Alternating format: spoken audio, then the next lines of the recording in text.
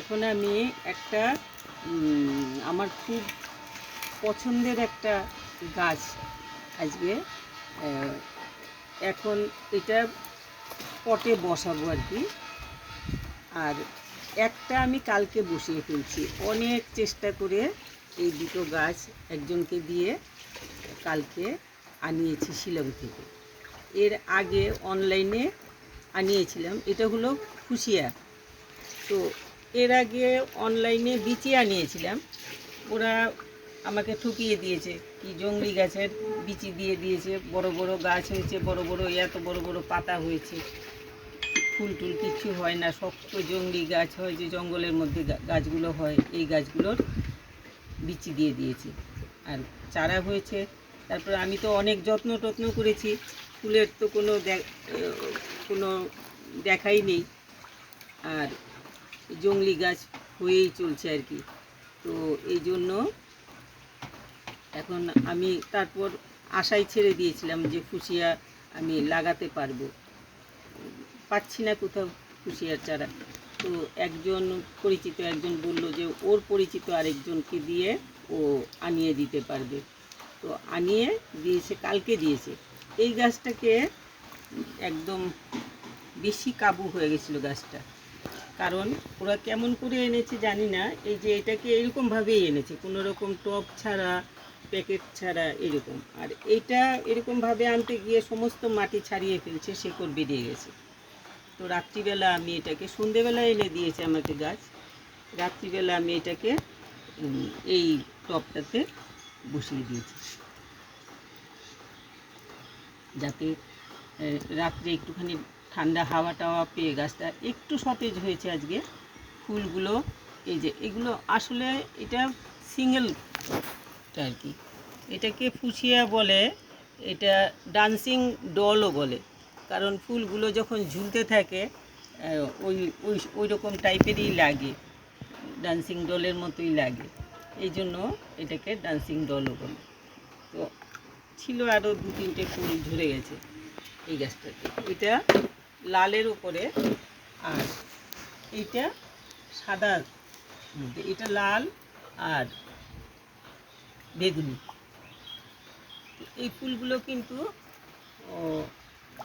আমাদের এদিককার গাছ না, এটা গাছটা হলো সাউথ আমেরিকার গাছ, ঠান্ডার জায়গার গাছ। তো এই জন্য যে কোনো জায়গাতে, যে কোনো নার্সারিতে এগুলো পাওয়া যায় না।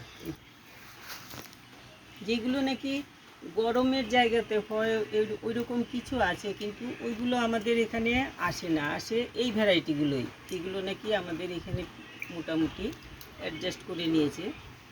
তো এইগুলোই পাওয়া যায়, আর ডাবলটাও পাওয়া যায়, কিন্তু যে এনেছে যেখান থেকে, ওখানে শিলং থেকে এনেছে, যেই নার্সারি থেকে এনেছে সেখানে এইগুলো এই দুটোই ছিল, শুধু দুই কালারই ছিল, একটা সাদা একটা লাল। তো আমি এই দুটো একটা একটা করে আনতে বলেছি, আর অন্য লোককে দিয়ে আনানো তো বেশি আনানো যায়ও না, অনেকখানি ওজন হয়ে যায়। যাই হোক, তবু কষ্ট করে আমাকে এনে দিয়েছে। এখন আমি এই গাছ তো এইটা কালকে লাগিয়ে ফেলছি, এই জন্য এটা তো আর দেখানোর কিছু নেই।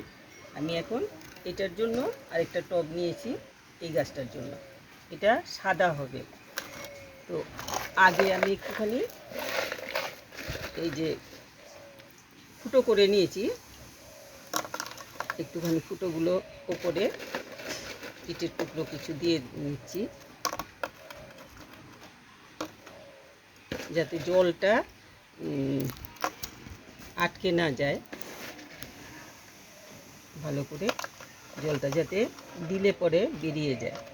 আর এখন আমার চিন্তা হলো, এসছে গাছ অনেক দিনের, কয় বছরের চেষ্টায় গাছটা এসছে আমার, কিন্তু এখন আমাদের এখানে তো গরম, এই গরমে গাছকে আমি রক্ষা করে রাখবো কী করে, সেটাই হলো এখন চিন্তার বিষয়। একটু বালি দিয়ে দিই তলায়,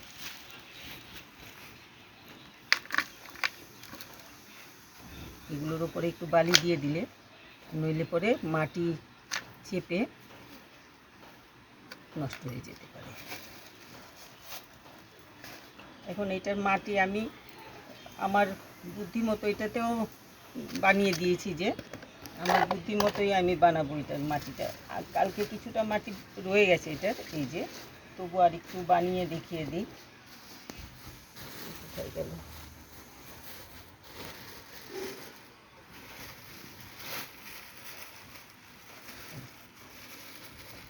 একটু কোকোপিট দিয়ে দিচ্ছি, এই যে ভিজে গেছে কোকোপিটটা, একটু কোকোপিট দিয়ে দিলাম। আমার তৈরি করা মাটি আছে অনেকখানি, তবু আমি একটু বানিয়ে দেখাচ্ছি আর কি, অল্প বানাবো। একটু বালি দিয়ে দিলাম। আর এইটার মধ্যে আমার মেশানো আছে ডিমের খোসা আর চা পাতা। এই মাটিটার মধ্যে এইরকমই অল্প করে মেশানো আছে।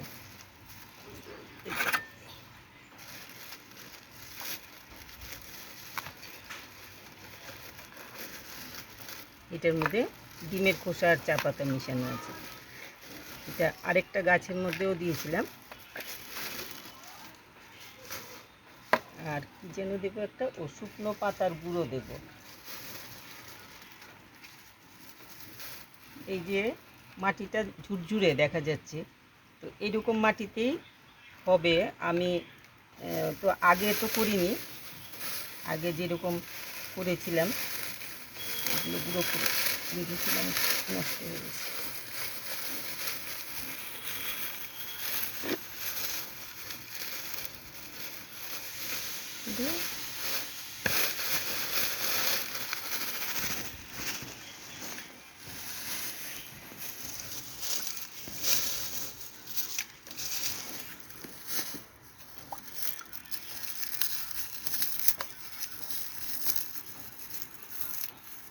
পাতা পচা সার দিলে পরে ভালো হতো, জিনিসটা একটু ফসফসে হয়ে থাকে।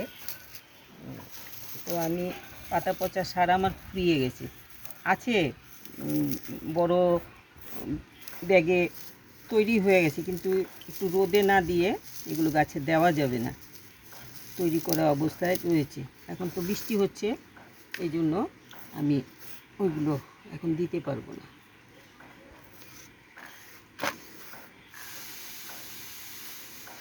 এতটুকু আমি মিশিয়ে নিচ্ছি।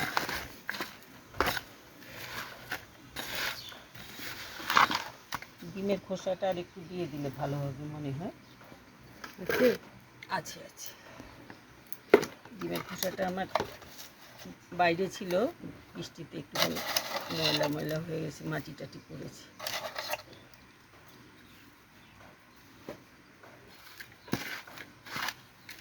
এটাতে দিলাম চা পাতা, বালি, ডিমের খোসা, আর ভার্মি কম্পোস্ট দিইনি। ও না, ভার্মি কম্পোস্ট আছে, ভার্মি কম্পোস্ট এই মাটিটাতে মেশানো আছে আর কি, যে মাটিটা আমি দিলাম ভার্মি কম্পোস্ট। আর হলো কি দিলাম, শুকনো পাড়া বা পাতা, বালি দিলাম, মাটি দিলাম, ভার্মি কম্পোস্ট দিলাম, শুকনো পাতার গুঁড়ো দিলাম, চা পাতা দিলাম, ডিমের খোসা দিলাম। এগুলো সব দিয়ে এটা তৈরি করেছি। আমি তো কি বলে এটাকে,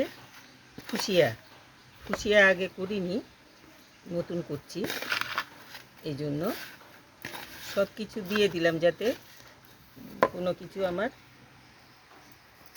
গাছটা যাতে ঠিকঠাক মতো নিতে পারে। কিন্তু তলাটার কী অবস্থা দেখতে লাগে, একটু বোধহয় ছাড়িয়ে দিলে ভালো হবে, কারণ আমার এই টবটার মতো টব হলে না ছাড়ালে হতো, কিন্তু এই টবটা একটুখানি নিচু, ভেতরে না ঢুকলে তাও বেশি, তাও তো উঁচু হয়ে যাবে। এতটুকু খুলে পরে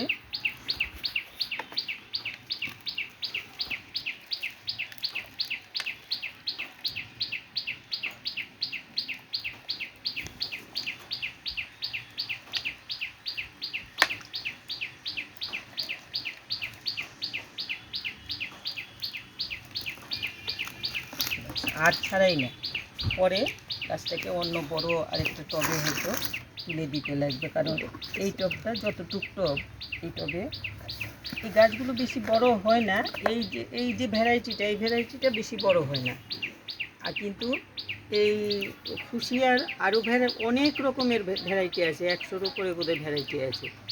তো এইগুলো ইয়ের অনেক বড় হয়। আর এই যে এইগুলো বেশি বড় হয় না, ঝোপ ঝোপ মতো হয়। এগুলো হ্যাঙ্গিং টবে দিলে পরে দেখতে সুন্দর লাগবে খুব। আমি এক্ষুনি করছি না ওই রকম, কারণ এখন গরম। আমার টব সরিয়ে সরিয়ে রাখতে লাগবে, যেখানে ঠান্ডা থাকে সেখানে রাখতে লাগবে, কারণ গাছ নিলে এই এখনের গরম, মে জুন মাসের গরমটা মনে হয় না এই গাছগুলো নিতে পারবে পুরো। সেই জন্য আমি এখন এই টবেই লাগিয়ে দিচ্ছি আর কি।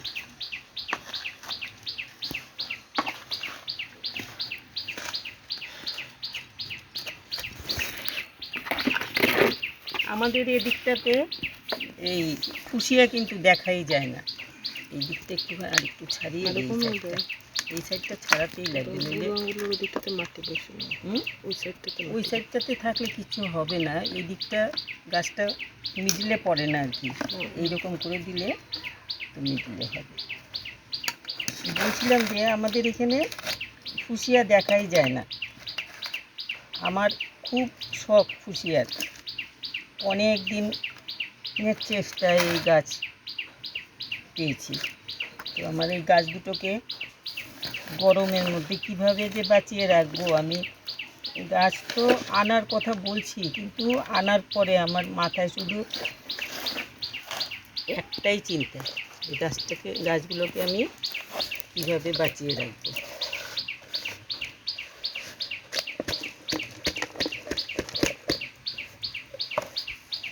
সব দিকেই রোদ লাগে, আমার এতগুলো বারান্দা, কিন্তু কোনো জায়গাতে এমন নেই যে না রোদ লাগে না। সব দিকে রোদ, বেশি রোদ। এই জায়গাটাতে এখন এক্ষুনি বেলা 9টা বাজেনি বোধহয় এখনো, এই তো অর্ধেকটা চলে এসছে রোদ। একটু পরেই এই দিকটাতে রোদে একদম ভর্তি হয়ে যাবে। আমি বেলায় বেলায় সরিয়ে সরিয়ে রাখতে লাগবে গাছকে। এখন লাগিয়ে দিলাম, একটু কোনটার মধ্যে আর একটু মাটি ছিল,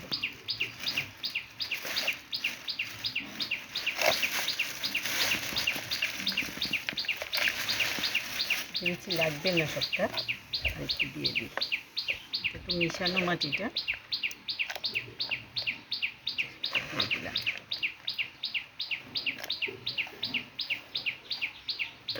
এখন আমার গাছে যখন বেশি করে ফুল ফুটবে তখন আমি শর্ট ছাড়বো। আপনারা শর্ট দেখবেন, শর্ট দেখলে পরে আমার গাছের ফুল দেখবেন, আমার ভালো লাগবে খুব। আমি তো এই যে ফুল ফুটে নষ্ট হয়ে গেছে, ও ওইটার ফুল, এটা না এটা ও এটা সাদা, এই যে এদিকটা ঘোরাও, বুঝতে পেরেছি। এদিকে এই যে একটু ওপরটা সাদা আর কি, উপরটা সাদা, এটার ফুলটাও বড়, একটু বড় আছে। তো এই লাগিয়ে দিলাম গাছটা। এখন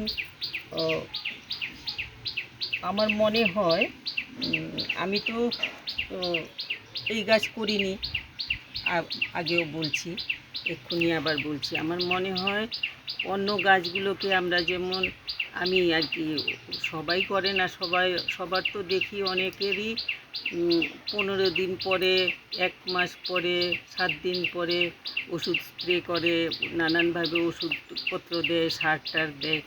আমি তো একদম এত পারি না, আমার গাছ হয়ে গেছে অনেক একা, আমি নিজে কোনো গাছের কাজ করার জন্য কোনো লোক রাখি না, আমি নিজে সমস্ত কিছু করি। তো এই জন্য সব গাছের ওইভাবে আমি যত্ন করা বা গাছকে ওষুধপত্র দেওয়া, এই সমস্ত আমার হয়ে ওঠে না। হয়তো যেই গাছে দিলাম, এই আরেকবার এই গাছকে গিয়ে দেখতে দেখতে আমার লেগে যায়, 1 মাস 2 মাস পার হয়ে যায় যে দেখি গাছটা কেমন আছে, ওই জন্য মুশকিল হয়ে যায়। কিন্তু এই দুটো গাছকে আমার কিন্তু ওই রকম করলে হবে না। এগুলোতে রোগ পোকাতে ধরে যদি সব সময় আমার লক্ষ্য রাখতে লাগবে যে যাতে কোনো পোকা টোকাতে না ধরে। আর আমি ভেবেছি, আমি তো কোনো ওষুধপত্র এমনি দেই না, তো ভেবেছি এইগুলোতে অন্তত পক্ষে 7-10 দিনে একদিন আমার যে লিকুইড একটা ওষুধ তৈরি করি নিম হলুদ দিয়ে, নিম হলুদ কর্পূর এসব দিয়ে যে ওষুধটা তৈরি করি, ওই ওষুধটা আমি 7-10 দিন পর পর স্প্রে করে দেব, যাতে কোনো পোকামাকড় অ্যাটাক করতে না পারে। ও গাছ তো লাগালাম, জল দিলাম না, এটা আবার আমার আরেকটা বড় দোষ। এটাতে একটু জল দিয়ে দিই, এখন বেশি করে জল দিয়ে দেবো। এই গাছটা একটু ভালো আছে, এই গাছটা তো ওই ইয়েটা আস্ত ছিল মাটিটা, এই গাছটাকে একদম পুরো নষ্ট করে এনেছে, খুব বাজে অবস্থা এই গাছটার। কালকে রাত্রে এটাকে লাগিয়ে রেখেছি, তাও এখনও গাছটা ওই রকম সুস্থ হয়ে ওঠেনি। ওই দিকটা একটু ঠিক আছে। ঠিক আছে। এখন তো এই আমি দেখালাম আমার ফুসিয়া যে দুটো চারা এনেছি, দুটো ফুল ফুটলে পরে যদি ইয়ে করি, বড় ভিডিও করি, তাহলে তো দেখতেই পাবেন। আর ফুল ফুটলে আমি শর্ট তো নিশ্চয়ই করব, আপনারা নিশ্চয়ই দেখবেন। আমার এটা বিশেষ গাছ, দেখলে খুব ভালো লাগবে, সবাই দেখবেন। এটা সাদা, এটা লাল। তো এই ছিল আজকের আমার ফুসিয়ার গাছ লাগানো, কেমন করে মাটি তৈরি করলাম, কেমন করে লাগালাম, সব কিছু দেখালাম। আর ওই ওই জিনিসটাই, এই গাছগুলো তো একটু ছোট সাইজের হয়, তো এইগুলোকে হ্যাঙ্গিংয়ে দিলে পরে ভালো হবে, কিন্তু হ্যাঙ্গিংয়ে দিলে পরেও এগুলোকে একটু শেডি জায়গাতে রাখতে লাগবে, নইলে পরে এত রোদে নষ্ট হয়ে যাবে।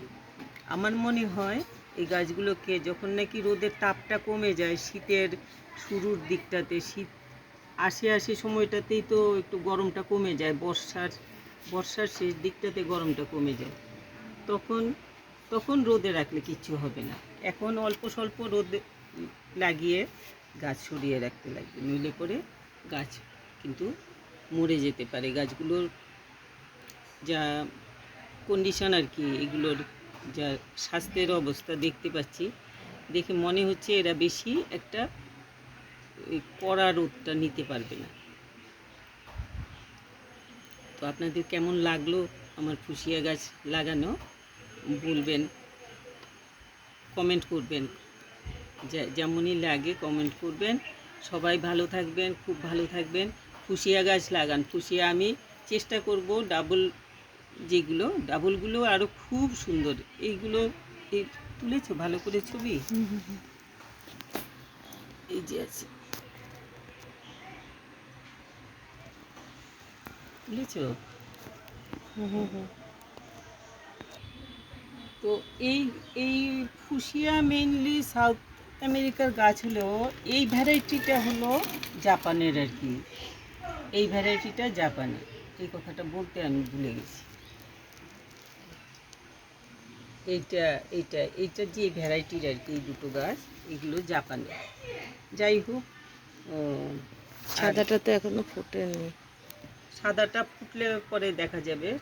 এই যে শুকিয়ে গেছে ওপরটা, এইটার ওপরটা সাদা, ভেতরের পাটটা গোলাপি লাল বা গোলাপি হবে।